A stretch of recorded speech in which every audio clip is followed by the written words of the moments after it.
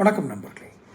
நடிகர் விஜயோடு நடித்த முன்னணி கதாநாயகிகள் அவருடைய ஆரம்ப காலகட்டத்தில் அந்த திரைப்பட வளர்ச்சிக்காகவும் திரைப்படத்தினுடைய ஒரு கவர்ச்சிக்காகவும் அவருடன் இணைந்து நடித்த நடிகைகள் திரிசா, சங்கவி மற்றும் அவருடன் நடித்த நடிகைகள் இவர்களை கட்சியில் சேர்த்துக்கொள்வதன் மூலமாக இன்னொரு இமேஜ் பில்ட் ஆகும்.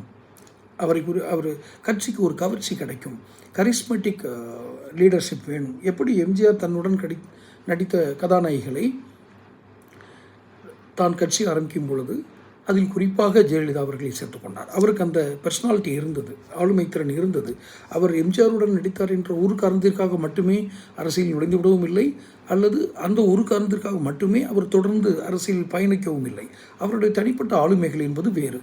அதே போல் தேர்தல் வியூக பொறுப்பாளர்கள் யார், தமிழக வெற்றி கழகத்திற்கு தேர்தல் வியூக பொறுப்பாளர்களாக இருக்கும் அந்த ஸ்ட்ராட்டஜிஸ்ட், இவர்கள் கூறும் முக்கிய பரிந்துரை என்ன?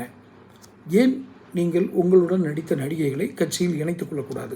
ஏன் சமீபத்தில் நடிகர் கமலஹாசன் கூட நடிகை ஸ்ரீபிரியாவை இணைத்திருந்தார். பின்னால் அவர் விலகினாரா, இப்போ இது இருக்காரான்னு தெரியல. ஸ்ரீபிரியா அவர்களை இணைத்திருந்தார். கோவை சரளாவை அந்த கட்சியில் இணைத்திருந்தார். இது போன்ற செயல்களால் அந்த கட்சியினுடைய இமேஜ் வளரும் என்று முக்கிய தேர்தல் பொறுப்பாளர்கள், வியூக பொறுப்பாளர்கள், வியூக அமைப்பாளர்கள் அவர்கள் இதை பரிந்துரை செய்கிறார்கள். பரிந்துரையை ஏற்பாரா விஜய் என்பது போகிற போக்கில் தான் தெரியும்.